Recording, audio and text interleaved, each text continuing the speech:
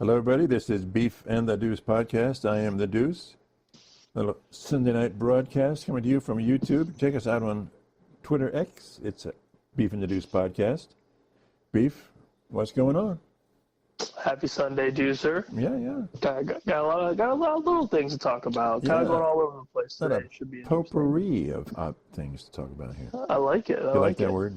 I just learned that the other day. Potpourri. little poopery. You can do a little poopery. Pooper. Yeah, that's well. We're talking about. We're not talking about the Browns here.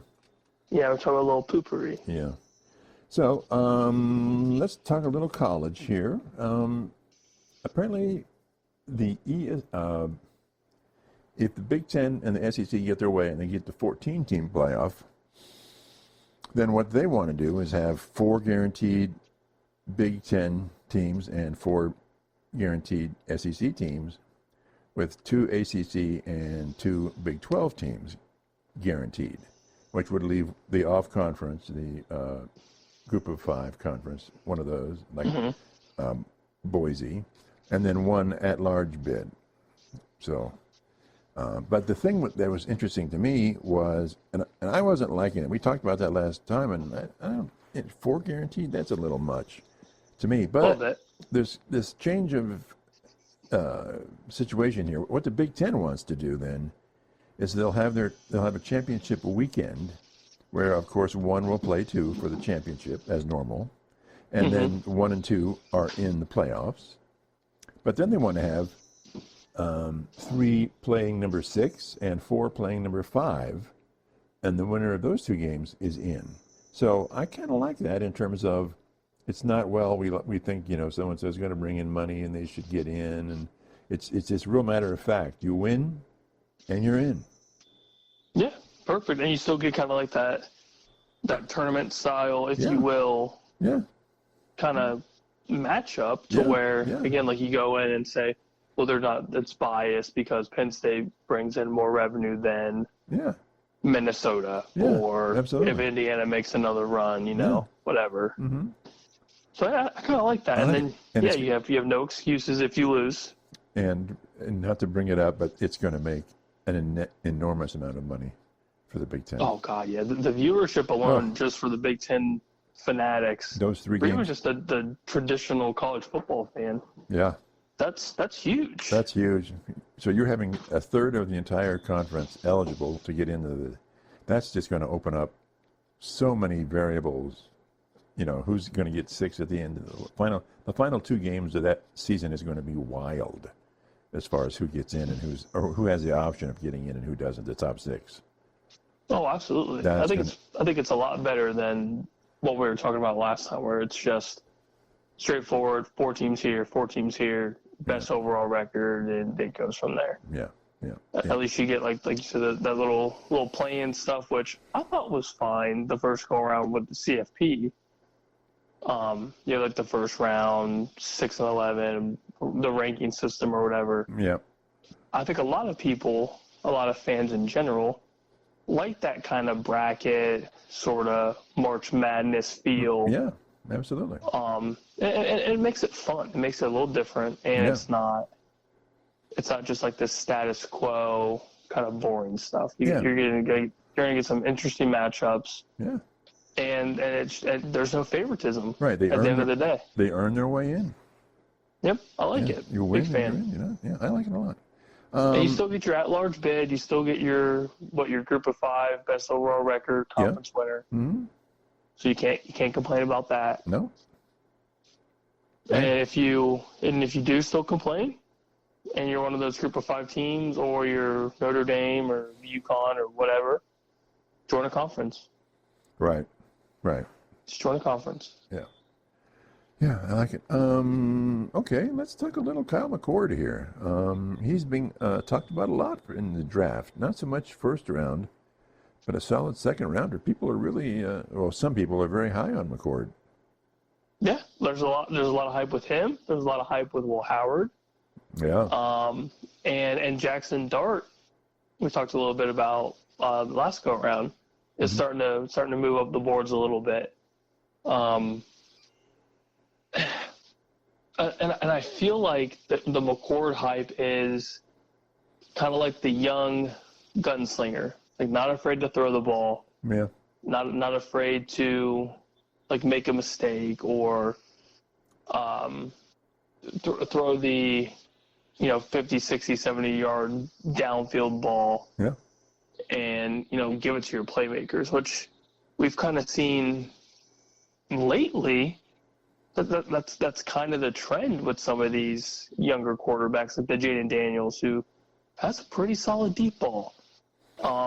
Yeah. Caleb Williams, pretty solid deep ball when he has more than half a second to throw the ball in the pocket.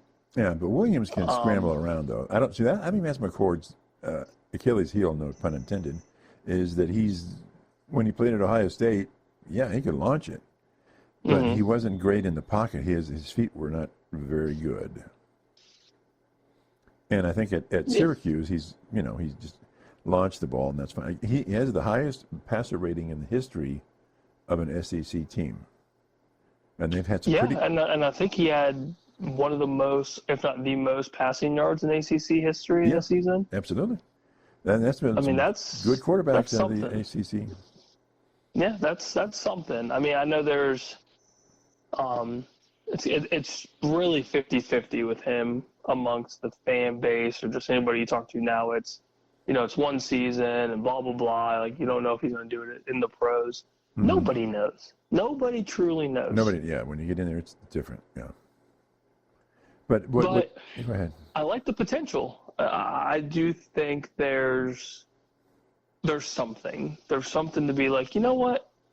Let's take a day 2 flyer and just see what we have. You're not giving this dude a 4-year deal worth 30-something million like you are in the first couple picks. Mm-hmm.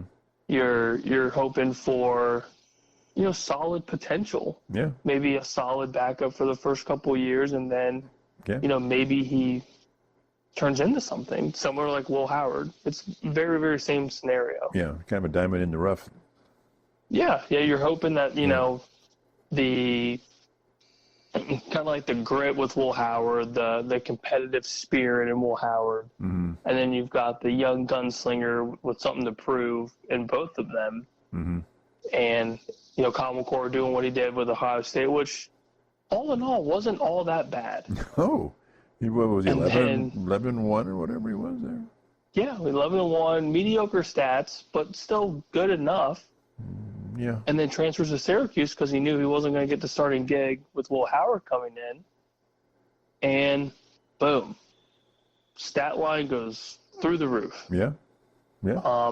Good for him. But yeah, I mean, I don't disagree with the hype with all of them. Even with Jackson Dart being able to have a little bit of dual threat ability.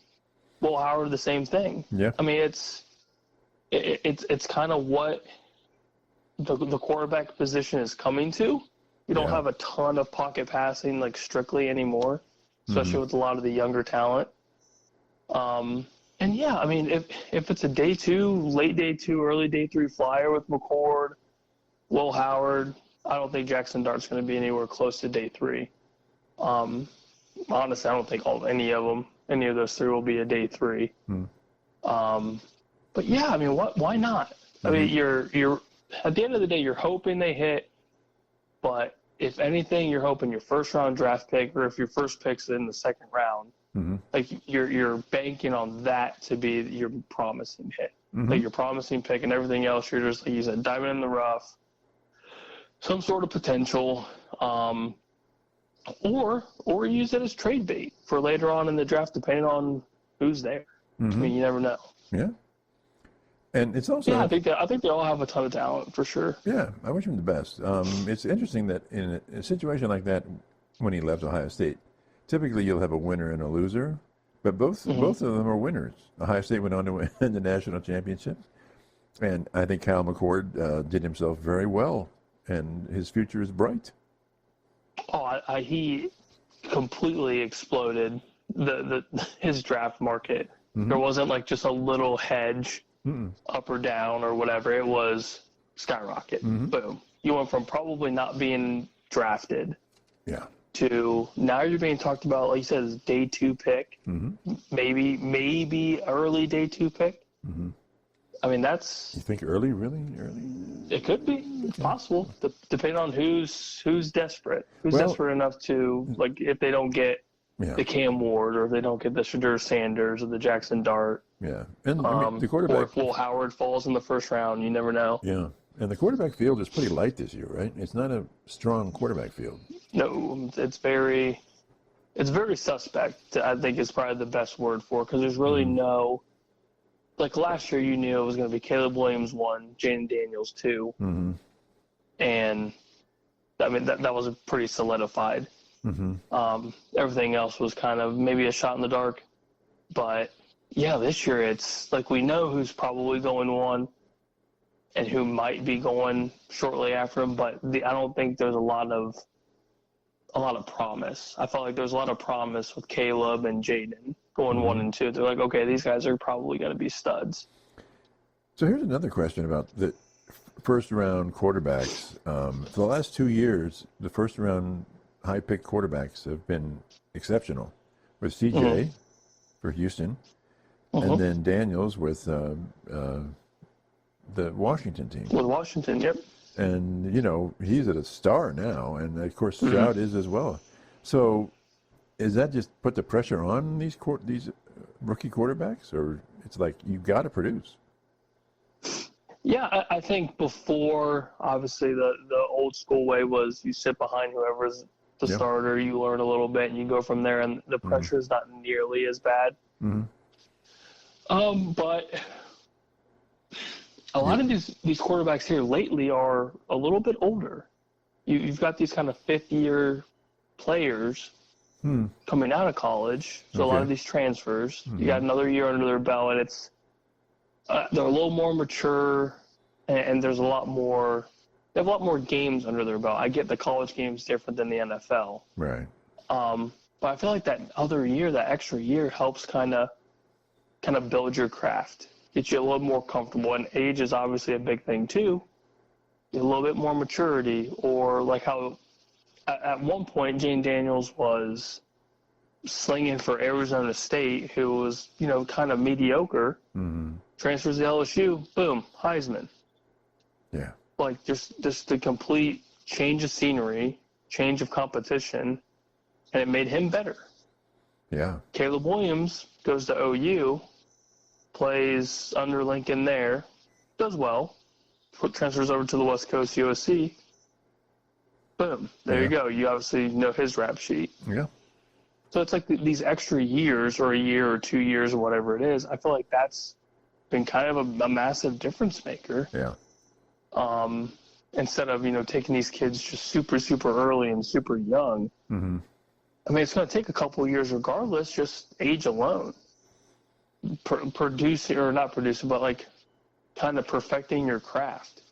It just takes time. And I think the last couple of years you've kind of seen like the age range is a little higher, and it's been beneficial. I mean, CJ Stroud was obviously just a whole other breed. Yeah. And anyone that knew him going in the draft knew, like, yeah, he's going to be good. I don't think there was any doubt. Yeah. So. Yeah. Yeah. Well, I'll be interested to see kind of how Cam Ward, Shadur, and like all of them kind of shape out. And then the other news is, I thought it's fascinating, is Big Ten announced they'll have their Big Ten Media Days for football this year, starting this year in Vegas, in the Vegas casino. I thought that was amazing. I thought it's great for them, great for publicity, and it's a multi-day event. So good for them. I wonder what the old school faithful, like the old school fans think about. I agree. How it's not an Indy like it always is in. Well, Chicago or then Indy, yeah. I wonder, because I know there's been some talk of possibly like moving the Big Ten championship football-wise to Vegas instead of keeping it in Indy, and I know there's been some upset fans that don't like it, or they do the Big Ten tourney for basketball. Well, they could do it over in Indy. Could they do it every other year? I don't know if it's every year or every other year for basketball, but obviously Big Ten football is in Indy. Yeah, but couldn't they do an Indy and then Vegas, Indy, Vegas, Indy, Vegas? I don't know if I would like that. Why? I don't know. You just want one place and that's it? I like the one place. Okay. And I just feel like Vegas is too much. I think Indy's just like the perfect distance away from most Big Ten teams. There's 4 of them on the West Coast now. And then, now it's West Coast, and I think that's why. Yeah, of course it is. The whole Vegas thing. Yeah, absolutely. Is a little more intriguing. Yeah, that's why. For at least that, like with those fan bases. Mm-hmm. So I mean, I don't know. Maybe I'm just biased because I like Lucas Oil Stadium. I think it's just been basically just perfect. But I guess with the West Coast teams, the more I think about it, it's interesting. Allegiant Stadium is beautiful. Yeah. And like you said, it's Vegas. There's lights. It's the big lights. Big stage. Who doesn't want to take a trip to Vegas to watch a football game? Every year. And not you, obviously. You want to go to Indianapolis. Woo, Mr. Excitement.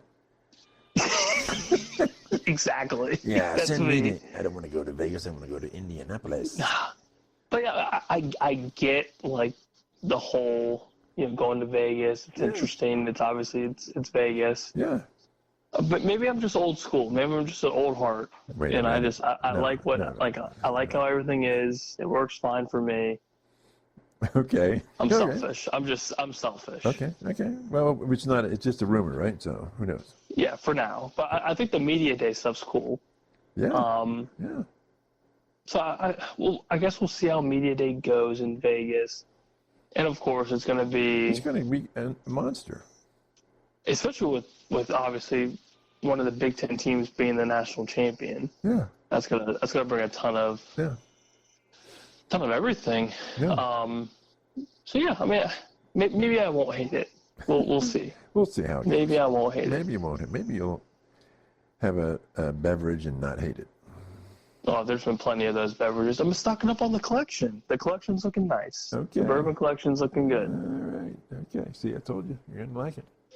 I'm growing up.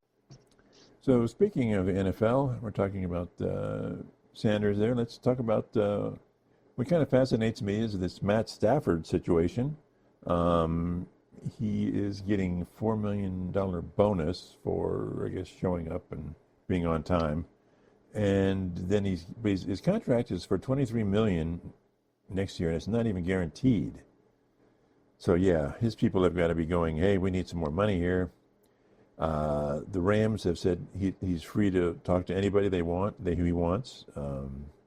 And the Rams say they want him to be their quarterback. But the question is, are they going to agree to a number? So there's a list. CBS Sports had a list of 5 teams that are kind of potentially in the running for him from a trade standpoint, probably a trade standpoint. So the number 5 is the Colts.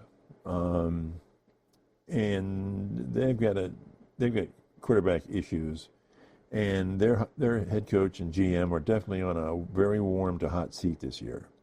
So how do you see Stafford working out with the Colts? I don't think it would necessarily be bad. Personnel-wise, you have Jonathan Taylor as your running back, so obviously you have a solidified backfield.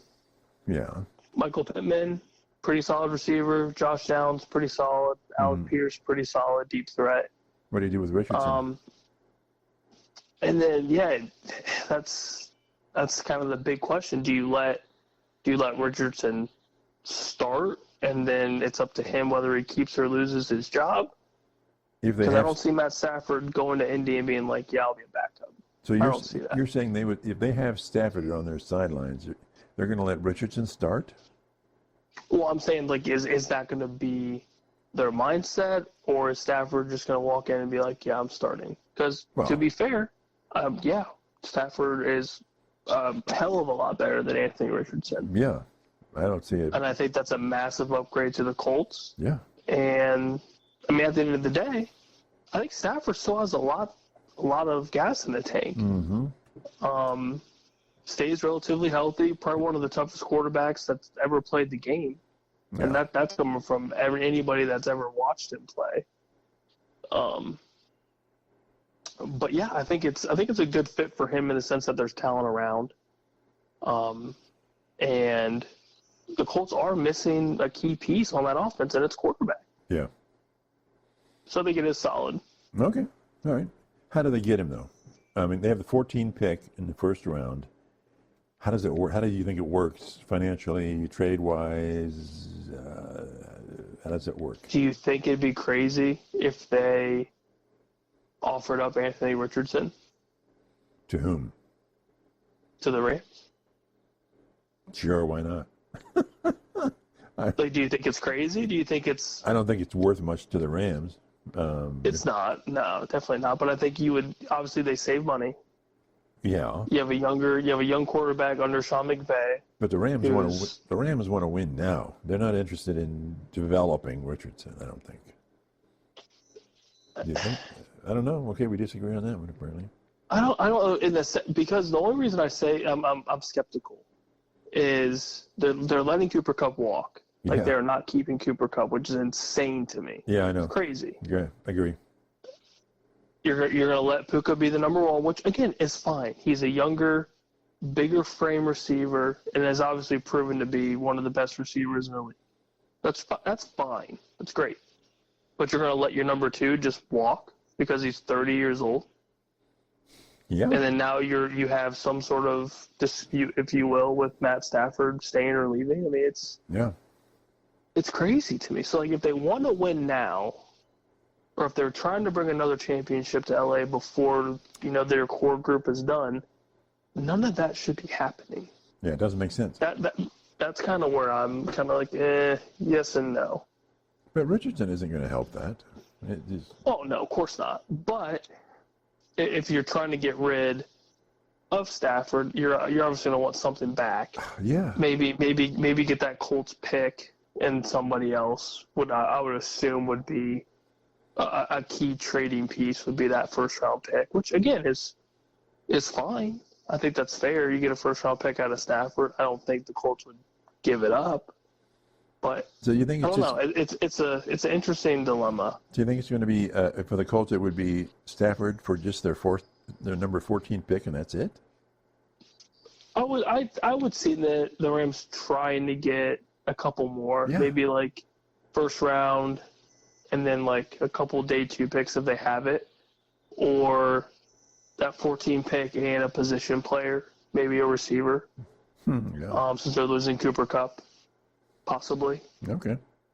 But yeah, not just the first pick. If it's just the first pick and the Colts get Stafford, the Colts win that deal easily. Yeah. Oh yeah. Yeah, I don't see. Yeah. I'd be curious to see if that trade does go through. Yeah, I don't think if at any point if it does, I would be curious to see what all is given up. Yeah, I don't think the Colts are as stupid as the Browns or the Giants on that deal. Yeah. Oh God, yeah, definitely not. That is a special kind of stupid. Okay, now the Vikings. I don't see that. I think the Vikings should just stick with Darnold. Because the Vikings have the number 20. Their first pick is 24, so they don't. Mm-hmm. I mean, what's for me? It's stick with Darnold. Yep, you franchise tag Darnold.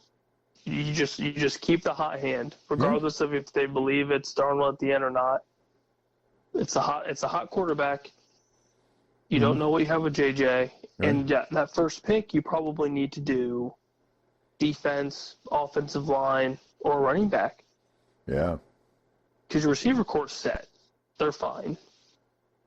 Jones in the backfield's getting older. You don't really have a solidified backup outside of him. You need a young, fresh running back, i.e. Quinshawn Junkins or a Hampton from North Carolina or Travion Henderson. So, one of those big names. Okay. That should be their key focus. But yeah, I would keep Darnold, just franchise tag the hell out of him. Okay, yeah. I just don't know what's the incentive for the Vikings to make that deal? The win now mentality would be my guess. Well, they believe Stafford would give them the better opportunity. Okay, except that I guess that's the only thing I can think of that would make it make sense. Right. Do you think Darnold wants out of Minnesota? I think if I'm Darnold, I'm I'm just looking to get paid. Yeah. Yeah. Because he's a little older. Yeah. Approaching that 30 range. Has gotten, outside of his rookie deal, very short contracts, 1 year, 2 year deals. Right. You're looking for longevity and a guaranteed contract. Mm-hmm. But you get hit with a franchise tag for 1 year, that's a boom, $30-something million. Yeah. That's great. Yeah. But at the end of the day, I want to say, I think the Vikings control. No, because he's only on a 1 year deal, so he can go wherever he wants. Well, why don't the Vikings try to do a Baker Mayfield contract that he had with Tampa? It'd be interesting. I wouldn't hate it if they did. Give him like a 2 or a 3 year. Yeah. Not huge but money. I think the hard part would be, is Darnold going to take that? Because you're going to have teams outside of them probably offer Darnold something similar. Okay. Hey, come over here for a 3 year, $100 million deal. That's going to be hard to say no to. And so they'll just ignore the fact that his first 6 years kind of sucked? Yeah, that's the other thing. It's a risk for whoever. Yeah, big risk. But I think the safest bet for the Vikings is just franchise tag. Yeah, right? If he doesn't, I agree. If he doesn't like the franchise tag idea, then he leaves. Then it gets a little interesting. So can he? Or if somebody matches it, or how that works. So he can reject the franchise tag and become a free agent again. I think it's. If you can get franchise tagged unless. Oh God, I can't remember the stipulations of the franchise tag because it gets all confusing. Yeah, but if he had a 1 year deal, then he's a free agent right now, isn't he? I want to say you can franchise tag in lieu of a deal. Like if they plan on giving him, like the whole T. Higgins thing is kind of what I'm thinking. Mm-hmm.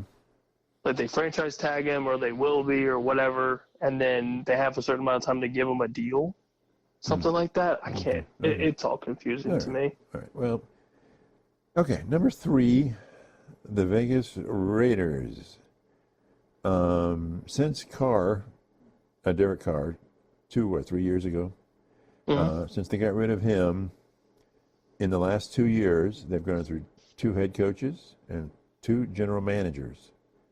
It's a dumpster fire, I think. And their picks this year are 6 and 37. What's in it for them to get a? I mean, it would take for the Rams. It gets them out of the NFC. But it's a tough division. That's a tough division right now. So I don't know. And do you think it seems like what you're talking? The momentum is for Wilson to get picked up by the Raiders. So give me your thoughts on that one. I'm confused. Yeah, I don't think Vegas is a good fit solely because I think the possible reunion with Carroll and Russ Wilson is a real thing, unless that's just a rumor train that's just taking on the most traction. Sure. If I'm the Raiders, I'm going young. I'm drafting young, trying to develop young. Yeah. And just start the rebuild process now. Well, wouldn't even Wilson? There's a lot more that needs to be fixed on that franchise. And you got to think that Wilson would be cheaper than Stafford, right? Oh, well, hell of a lot cheaper. Yes, absolutely. Because at least Stafford's had seasons where he's had good seasons. Basically, it's nothing to write home about, but it's been a lot better than what Russ did. Yeah. And, the 2 or 3 games that everyone thought Russell Wilson was back, and then he came back to reality. Yeah. At least Stafford has produced decent games, and, I mean, obviously the Rams were pretty solid. I mean, at the end of the day, they were winning some good games, beating some good teams, and then, I mean, the rest is history. But, I think Stafford at the end of the day is just, I mean, a hell of a lot better than Russ at this point. So do you think, just talk to the Raiders for a second, if they don't do well this year, will they fire their head coach again after, like they've done the last 2 years? Or does he get more because of his cachet and his reputation? Does he get more years? I would say probably gets a little bit more. That's tough though. The age thing is so tough because it depends on who you're talking about, I guess, and who's looking at you. I don't know. It's a tough one. Yeah, and tough with the whole Brady thing going on there too. Exactly, and then you have the whole possible Aaron Rodgers sticking around if he doesn't retire. Yeah. Like, does age truly matter with him? It's tough to say. Yeah. And then you go with Matt Stafford, who, again, one of the toughest quarterbacks to ever play. Mm-hmm. Still looks like he's in pretty decent shape. Yeah. Good arm strength still at his age. It's tough to say when he's, like, officially done, because you'll probably never be able to tell. Yeah. I'd be curious to see if I'm the Rams, I'm just trying to keep him. Like, I don't understand the hoopla with it. I think it's crazy. But then why don't they sign him? Why delay it? That's a very good question. Well, let's move on to number 2. Then we'll get back to the final thing. Okay. And the team that, the New York Football Giants. Boy, I think the head coach and the GM on a super hot seat. I think the flames are already burning their butt for the Barkley trade. Now, the Barkley deal, I think, is probably the number 2 dumbest deal after the Watson trade in the history of football. Oh, it's terrible. I mean, and they look terrible. They gave all their money to Dan Jones, and not Barkley. It's just and then they let Barkley stay in conference, in division, and now he has a Super Bowl ring. Yeah. So first year. And it's total dumpster fire. But they got the number 3 draft, so there's something with the number 3 draft and the number 34 pick as well. So give me the scenario where Stafford goes to the Giants. And if the Rams really want that pick, if they want that top 3 pick and they believe they have something there for whoever's available, so maybe that makes sense. Maybe. So you're thinking that the Rams know that they want to draft somebody and they want that number 3 pick to get it. It's possible, yes. I think, say, if Shedeur is available at 3, maybe that's enough for them to be like, yeah, let's take this chance. But that means you're admitting somewhat of a rebuild. Yeah, absolutely. Does Sean McVay and that front office want to admit that? I don't know. But if that is the idea and they're not really in that win now mentality, then okay. Like, if you believe that that's your dude, then cool, go with it. Yeah. But that's a big swing. That's a risk. A huge swing. Yeah. But again, age is a factor, regardless of if we believe Stafford has multiple years left, of like healthy playing time. I mean, you're going from, a mid-30s quarterback to a kid in his 20s. Yeah. Who you can develop with a quarterback guru, if you will, with Sean McVay. And if he wants to stick around and coach a little bit longer, I mean, it doesn't sound all that terrible. So are the Rams so cheap that they would rather dump Stafford to pick somebody who would cost them less with Sanders? Of course, I guess. They say they want him. Yeah. Unless this is all smoke and mirrors? Yeah, unless it is, which, again, it could be just to kind of gauge trade value and see what they can get. Okay. And then maybe not end up doing it. I don't blame them for gauging interest. Like, I truly don't. It's smart. Yeah. Business-wise, it's smart. Oh, yeah, absolutely. But, like, would they ultimately do it? I don't think they should. I honestly don't think they would. Okay. Losing Cooper Kupp's massive for them. At the end of the day, it's huge. Mm-hmm. And you have to rebuild that part of your offense. Do you really want to rebuild the receiving core and a new quarterback? Or figure out who your quarterback's going to be? Unless they think Jimmy Garoppolo is like the successor to Matt Stafford. Give me a break. It's possible. Yeah. It's possible. Sure it is. But and pigs can at fly. the end of the day, they just, yeah. They just at the end of the day, Stafford needs to stay. Just give the dude a decent, like a 2-year deal. Right. And then it's done. Again, easier said than done, because we don't know what he's asking for. Right. And that's one of the reasons why I think that he can ask around. But so this is like the Dallas Cowboys or the Bengals, how they're messing around with their quarterback. Mm-hmm. This whole it's annoying. Yeah, and I don't know why. The longer you delay, the more you're going to pay, right? Mm-hmm. Yeah, like Michael Parsons, like you said with Dallas, just pay the man. Hey, pay him. I didn't bring that up. I did not bring that up. I am going to for you. I will bring it up. But anyway, let's talk with Stafford. And then their number one is the Steelers. No. Just nothing about it says yes to me. Nope. No, I don't like it. And I think it's a Justin Fields thing, or they draft somebody. Yeah. I don't think they're going to bring in a West Coast Matt Stafford. Yeah. I don't know if he really. I mean, the toughness aspect of him fits Pittsburgh. Yeah. But if I'm him, if they truly do respect Stafford, then like he tells them like, don't trade me to Pittsburgh. Like I would hope they would respect that. Right. Like it's just I don't think it's a good fit at all. Yeah. The Steelers have their first pick is number 21, so they don't have a lot of leverage draft wise, right? And I think they're going to use that pick on a receiver. Yeah. So I would assume that they're probably going to stick with Justin, the cheaper value, and just see what they have. Yeah. That'd be my guess. Yeah. Yeah. Okay. Makes sense. Doesn't make sense, but I think we're done with that one. Just a very strange situation. Speaking of strange situation, what are the Bengals doing with Chase and Higgins? The two best receivers in history, and they've got a Hall of Fame quarterback and basically two number one receivers, essentially, right? Mm-hmm. And they're messing with them. They're playing games. Oh no, not the Bengals who don't want to pay anybody anything. What's your take on that one? I know that's just.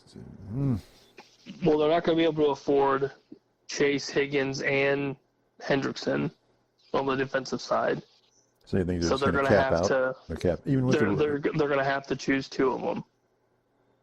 All right. And Chase is already decided on. You're not letting Jamar walk ever. He's going to retire a Bengal at this rate. But that's not going to make Burrow happy.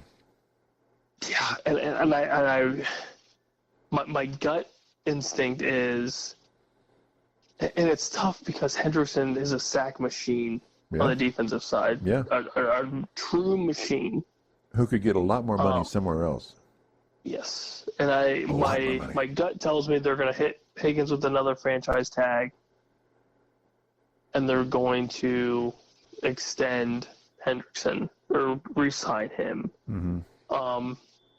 Because at the end of the day, and this is no downfall to Higgins, receivers are almost a dime a dozen. That good? You get so many. I mean, and especially lately, like there are solid young receivers coming out, especially from the Ohio State University. Oh, okay, yeah. One or two there. Yeah, and then you obviously got the SEC receivers coming out from wherever, dime a dozen. And so, to not discredit Higgins, like you already have a true number one receiver, so like they're fine there. Mm-hmm. Burrow and Chase, dynamic 1 and 2, one of the best ones and twos in the league. The tough part for me is like, what do you value more? And I feel like with the Bengals' struggles on defense, you have to keep your best player. Because your best player in offense isn't T. Higgins. It's Chase. It's Burrow and Chase. So on their defense, they have nothing outside of Hendrickson, it seems like. Well, it sounds like the Cowboys. It does, yes. So is Burrow going to be happy with losing Higgins, though? I don't think he's going to be happy regardless because the situation's just messed up. It's terrible. It's mismanaged. They could have given T his money previously, and they never did. Right, I know. Again, and then now they're in a kind of a cluster. Yeah, they have to pay.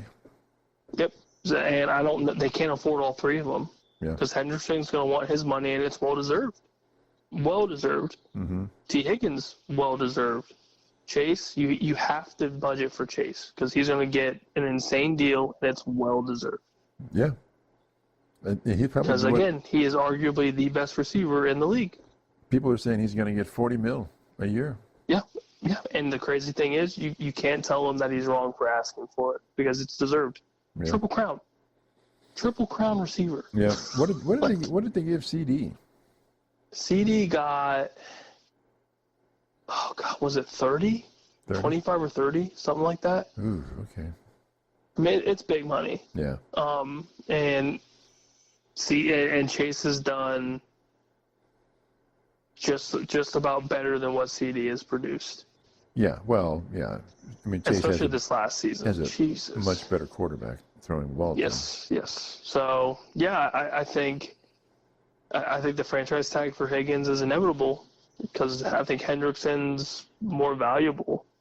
Because you can have a great offense all around with the Bengals, but their defense lost them so many games. Yeah. So many games. And they almost made the playoffs. And they almost did. Just think if their defense was a little bit better. Yeah, one more game. And them, firing their DC, bringing in some new eyes on the coaching staff. I mean, that's going to be huge too. Yeah. But you have to keep one of your premier pass rushers. Yeah. I think at the end of the day, it's more important. Mm-hmm. Yeah. Now you can draft receivers, and the likelihood of them panning out with Joe Burrow is good. I mean, I would take my bets on that, especially with Joe being what he is. Yeah. That's like receivers with Brady. Brady made receivers look a lot better than they were at any other team. Exactly. So I think that's kind of, if I'm the front office, you kind of have to look at that. It's no discredit to T. Higgins. T. Higgins is a stud. But it sucks for him that there's other players on that team that are just better. Yeah. And Chase is going to demand money, and he's going to get it. Hendrickson has proven himself to be a premier pass rusher in the league. Yeah. I mean, he's got the stats to prove it. Chase had a Superman year, so he's going to get his money. Yes. Yeah, he's going to get whatever he wants and then some. Yeah. So. Okay. It's what it is. So, do we bother with the Cowboys right now? You leave me alone. You leave my boys alone. Because there's not much else to say right now, is there? There's nothing really to say. No, we are just... We're something. Wondering what Jerry's world is going on in Jerry's mind. And exactly. And the lack of information from Jerry is bad. So the lack of anything with any sort of extension or re-signing is bad. Yeah. So okay. that's what's to say about that. Okay. Yeah, I don't know. It's just bad. It's just frustrating, but I don't know what to say about it other than imagine being in my shoes and just wondering what's going to happen. You're talking to a Browns fan here, okay? We're in the same boat here, okay? Yeah, we're trying to stay afloat. A very leaky boat. Very leaky boat. Yes, we suck. We just suck. We suck. Oh well, that's our lot in life, right? Yes. But you'll never be a fan of another team, though. I tell you that right now. You're a Cowboys fan. That's when I said I was dropping the Browns. I couldn't connect with any other team. I tried. It's terrible. We're stuck. We're stuck. We're stuck forever. Oh God. Okay. Well, that's us for now. We'll have some more interesting stuff. I thought this was a good conversation this week. Not bad for a couple of different ideas. Yeah. Good stuff. Not too bad. Talk to everybody soon. Bye.